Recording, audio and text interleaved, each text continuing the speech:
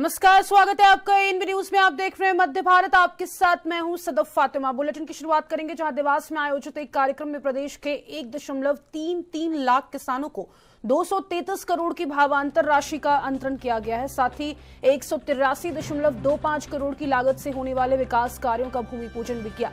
इस अवसर पर प्रदेश सरकार की योजनाओं का लाभ किसानों तक पहुंचाने के लिए प्रयासों को सराहा गया है। कार्यक्रम में किसानों को उनकी मेहनत का उचित मूल्य देने के लिए सरकार के द्वारा किए जा रहे कार्यों पर भी चर्चा हुई। मुख्यमंत्री डॉक्टर मोहन यादव ने किसानों की समृद्धि के लिए निरंतर प्रयास करने की बात कही है, जिससे उनके जीवन स्तर में सुधार हो सके।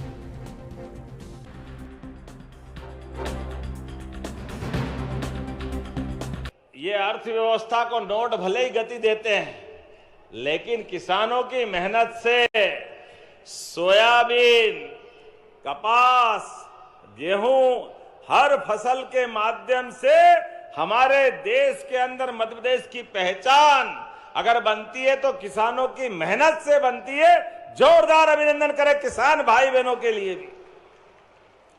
आपकी मेहनत से सच में आज मध्य प्रदेश देश का सोयाबीन स्टेट हुआ है। सोयाबीन स्टेट, देश में सबसे ज्यादा सोयाबीन कहीं उत्पादित होती है तो हमें गर्व है हमारे मध्य प्रदेश में होती है।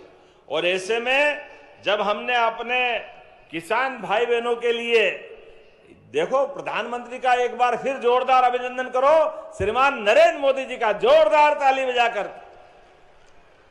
500 रुपया हर साल, इस बार पिछली बार 4800 में सोयाबीन गई थी, इस बार 5328 रुपया। उसके पहले जाओ तो 3300 रुपया। हर साल 400-500 रुपए बढ़ाते बढ़ाते, जिस प्रकार से गेहूं का भी हमने तो 175 का बोनस गए साल ही दे दिया था, लेकिन इस बार 2585 का फिर गेहूं एमएसपी का। तो मुझे इस बात की प्रसन्नता है, ये हमारी माननीय मोदी जी की भावना और हमारी सरकार की भी भावना है। किसान को उसकी फसलों का सही दाम मिलना चाहिए, सही तरीका होना चाहिए। इसलिए भावांतर योजना देश भर में अगर सबसे पहले कहीं आई है तो मुझे खुशी है मध्य प्रदेश से आई है। जोरदार अभिनंदन करें मध्य प्रदेश के लिए। भारतीय जनता पार्टी की राष्ट्रीय उपाध्यक्ष और कोंडागांव विधायक सुश्री लता उसेंडी ने प्रेस वार्ता में कहा कि प्रधानमंत्री मोदी के नेतृत्व में केंद्र सरकार आदिवासी समाज के सर्वांगीण विकास के ऐतिहासिक कार्य कर रही है। भगवान बिरसा मुंडा की 150वीं जयंती को विशेष रूप से जनजातीय गौरव वर्ष के रूप में मनाया जा रहा है। उन्होंने बताया कि बिरसा मुंडा ने जल, जंगल और जमीन की रक्षा के लिए उलगुलान आंदोलन चलाया है, जिसने आदिवासी अधिकारों की लड़ाई को नई दिशा दी।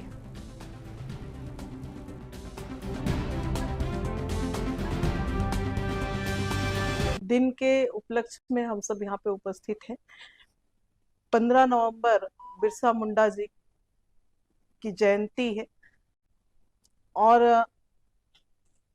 हम सब पूरे देश में बिरसा मुंडा जी की जयंती का कार्यक्रम कर रहे हैं। एक महान नायक बिरसा मुंडा जी, निश्चित तौर पे हम सब देखते हैं कि कुछ वर्ष तक उनका नाम भी कहीं पे नहीं आता था। माननीय प्रधानमंत्री नरेंद्र मोदी जी को साधुवाद दूंगी, जिन्होंने बिरसा मुंडा जी के जयंती को लोगों के समक्ष उनके बलिदान को, उन्होंने समाज के लिए जिस तरीके से अल्प आयु में लड़ाई की, 25 वर्ष की आयु में ही सामाजिक परिस्थितियों को समझते हुए बचपन से उन्होंने जो कठिनाइयां अपने समाज में, परिवार में उन्होंने देखा, अपने पिता के साथ रहते हुए जिन कठिनाइयों का उन्होंने सामना किया, और उनको जब एक समय के बाद ये लगने लगा, कुछ चिकित्सक के रूप में भी प्रशिक्षण प्राप्त किया और लोगों की सेवाएं करने लगे। और उनके विचार में ये था कि अगर लोग मेरे पास नहीं आ पाते हैं तो मुझे उनके पास जाना चाहिए और मैं उनके पास पहुंचकर उनकी सेवा करूं और उस तरीके से वो अपना कार्य करते रहे। अपना इतिहास में उन्होंने एक महान क्रांतिकारी के रूप में अपनी महत्वपूर्ण भूमिका भी निभाई। अंग्रेजों ने उन्हें कैसे षड्यंत्र करके अंग्रेजों ने उन्हें गिरफ्तार भी किया और अंतिम जीवन भी उन्होंने जेल पे बिताया।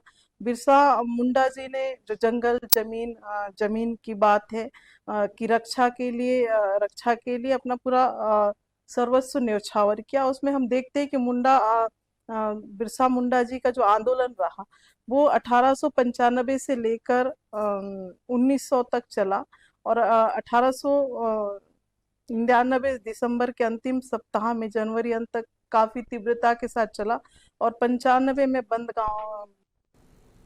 मुख्यमंत्री विष्णुदेव साय ने कहा कि छत्तीसगढ़ ने हाल ही में अपनी 25वीं वर्षगांठ पूरी की है और हम इसे रजत जयंती के रूप में मना रहे हैं। सौभाग्य से 1 नवंबर को हमारे स्थापना दिवस पर प्रधानमंत्री मोदी हमारे बीच थे। उन्होंने राज्य की नवनिर्मित विधानसभा का उद्घाटन और जनजातीय संग्रहालय का उद्घाटन भी किया।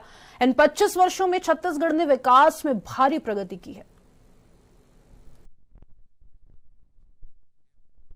छत्तीसगढ़ राज्य को निर्माण हुए 25 वर्ष पूरे हुए हैं और ये हम लोगों का रजत जयंती वर्ष चल रहा है। इसको रजत महोत्सव के रूप में हम लोग मना रहे हैं और बड़ा सौभाग्य का विषय है छत्तीसगढ़ के लिए कि 1 नवंबर जो प्रदेश का स्थापना दिवस था उस दिन हमारे देश के यशस्वी प्रधानमंत्री श्री नरेंद्र मोदी जी हम लोगों के बीच में थे और उन्होंने हमारे प्रदेश के नवनिर्मित विधानसभा भवन का भी इनॉग्रेशन किया, राज्योत्सव का भी शुभारंभ किया और जो एक ट्राइबल म्यूजियम बना है, आज़ादी की लड़ाई में हमारे छत्तीसगढ़ के जो जनजातीय समाज के जो लीडर थे उन्होंने अलग अलग 14 क्रांति की थी। शहीद वीर नारायण सिंह, गेंद सिंह, गुंडाधुर, ये सब उनका अलग अलग चित्रण है। तो ट्राइबल म्यूजियम का भी इनॉग्रेशन माननीय प्रधानमंत्री जी ने किया है और छत्तीसगढ़ में 32% पॉपुलेशन। सरगुजा के लखनपुर में एक फर्जी अस्पताल चल रहा है जहां वेल्डिंग दुकान में झोला छाप डॉक्टर गौहर अली द्वारा इलाज किया जा रहा है। 3 कमरों में बेड लगाकर मरीजों का इलाज जारी है जो उनकी जिंदगी के लिए खतरे की घंटी है। वीडियो सोशल मीडिया पर वायरल हो गया है जिसमें दर्जनों मरीजों का इलाज होते दिख रहा है। अस्पताल विधायक के घर से महज 100 मीटर दूर स्थित है और इस झोला छाप डॉक्टर के इलाज से पहले भी कई मरीजों की जान जा चुकी है। यह घटना स्वास्थ्य सुरक्षा पर गंभीर सवाल उठाती है।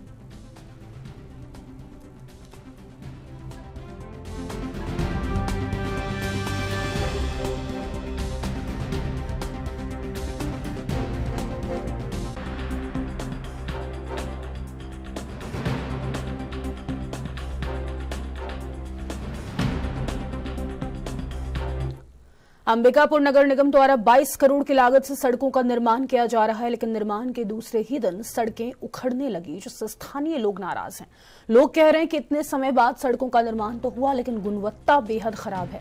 महापौर मंजूषा भगत ने शुरुआत में कहा था कि अगर घटिया निर्माण हो तो लोग इसकी मॉनिटरिंग करें। इसके बावजूद भारतीय जनता पार्टी कार्यालय के सामने सड़क को पांव से उखाड़कर घटिया काम का विरोध किया गया। नगर निगम के अधिकारी और जनप्रतिनिधि अब तक इस पर खामोश हैं।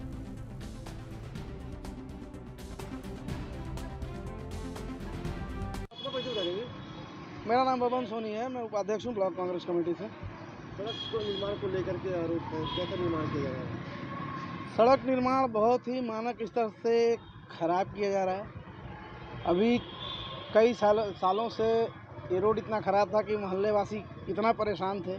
कई दुर्घटनाएं हुई, कई के हाथ पर फ्रैक्चर हुए, कई महिलाएं माताएं बहनें गिरी और ले देकर ये करोड़ों की लागत से ये सड़क जो निर्माण कराया जा रहा है उसमें मानक स्तर को एकदम हटा दिया गया है। एकदम घटिया निर्माण काम किया गया है।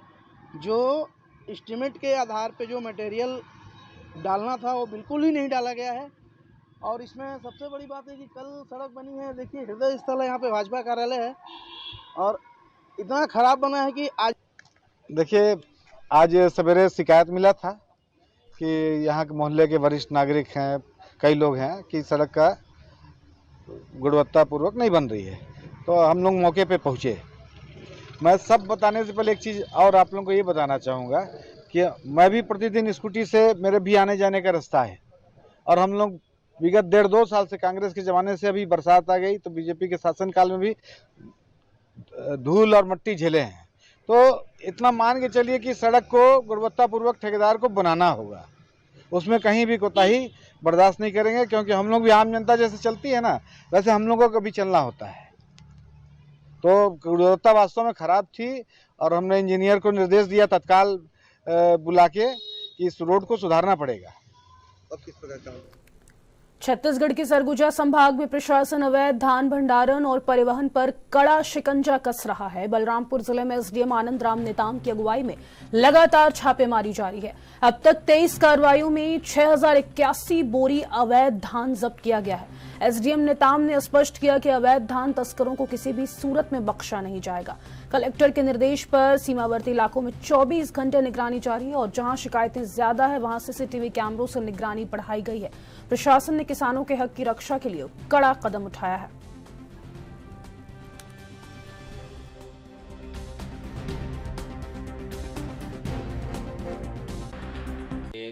कार्रवाई हो रही है और ताबड़तोड़ कार्रवाई हो रही है और एक आपका वीडियो भी सोशल मीडिया में जम के वायरल हो रही है। इसको देखते हुए हो गया।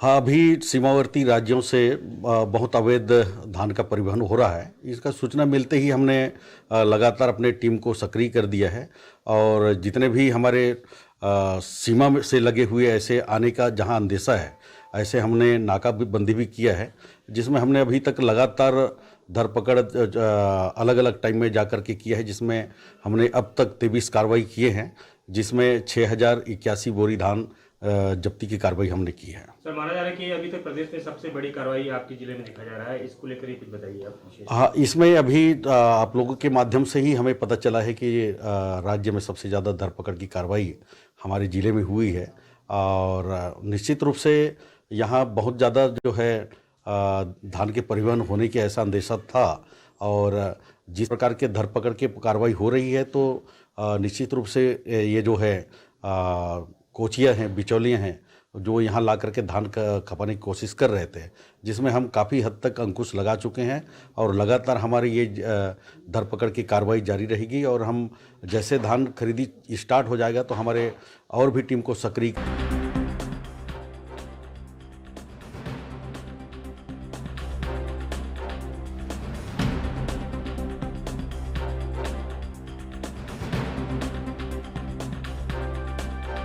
वन मंत्री केदार कश्यप ने कोंडागांव दक्षिण वन मंडल के नए डीएफओ कार्यालय भवन के निर्माण कार्य के लिए भूमि पूजन किया।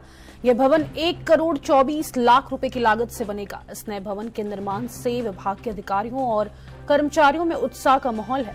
इस अवसर पर कोंडागांव विधायक लता उसेंडी ने कहा कि शासन की जन कल्याणकारी योजनाओं का लाभ हर व्यक्ति तक पहुंचे, ये सरकार की प्राथमिकता है। उन्होंने ग्रामीणों से योजनाओं के क्रियान्वयन की जानकारी ली और कहा कि सरकार महिलाओं के सशक्तिकरण के लिए निरंतर कार्य कर रही है। कार्यक्रम में बड़ी संख्या में जनप्रतिनिधि और ग्रामीण उपस्थित थे।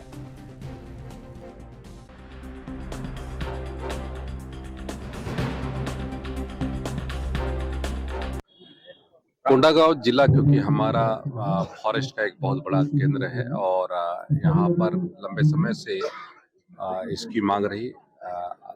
यहाँ के विधायक मैडम ने, लता जी ने विशेष तौर पे इस बात के लिए प्रयास किया कि यहाँ पर डीएफओ के कार्यालय हो और आज 1 करोड़ 24 लाख से ऊपर की राशि इस पर स्वीकृत की गई है, जिसमें वन मंडलाधिकारी का एक सुविधायुक्त, सर्व सुविधायुक्त एक भवन का निर्माण किया जाएगा और आधुनिक टेक्नोलॉजी में उसका सही तरीके से उपयोग भी हो सके। क्या कहेंगे? कहाँ का? 4 गांव का।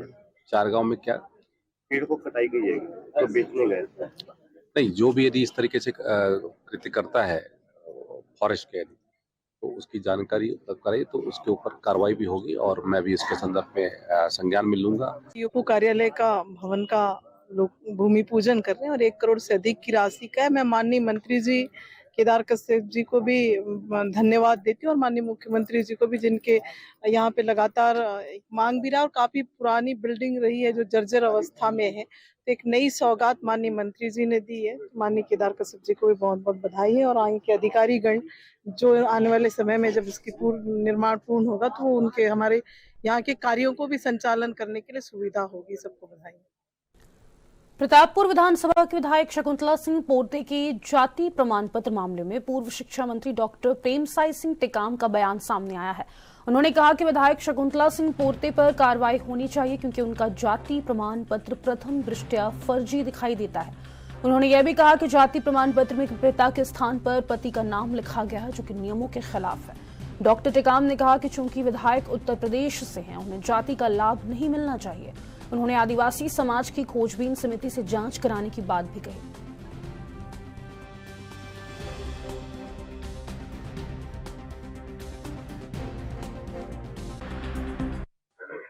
देखिए, इस संबंध में जो प्रमाण पत्र बना है, तो जो प्रमाण पत्र बना है वो भी उसके ऊपर भी कार्रवाई होनी चाहिए, और जिसने बनवाया है उसके ऊपर भी कार्रवाई होनी चाहिए कि कैसे ये पति के नाम से जाति प्रमाण पत्र बना। आदिवासी जनजात आदिवासी होता है, जन्म से आदिवासी होता है, और इसीलिए उसका जाति प्रमाण पत्र बनता है, उसमें पिता का नाम रहता है। ये पहली बार हम लोग देख रहे हैं पूरे मध्य प्रदेश और छत्तीसगढ़ में कि ये पहला जाति प्रमाण पत्र है जो पति के नाम से बनाया गया है। तो ये तो पूरी तरह से गलत है, और इस संबंध में छानबीन जिला स्तरीय समिति है, वो छानबीन कर रही है। 20 तारीख को इसका अंतिम छानबीन का आपका वो रहेगा उसमें। तो समाज इसमें चाहेगा कि ये समाज ये बताए, क्योंकि छानबीन जो समिति है वो पूरी तरह से देखता है कैसा उसका टोटम है, क्या रहन सहन है, किस प्रकार की व्यवहार है, तमाम चीजें उसमें देखती है। तो सबको उसमें पूछना है, पूछने के बाद अपना ये लोग तय करते हैं। तो ये तो देखिए दिख रहा है पूरी तरह से कि फर्जी है, और इसमें कार्रवाई, इसमें गहन जांच करके कार्रवाई इसमें तत्काल होनी चाहिए।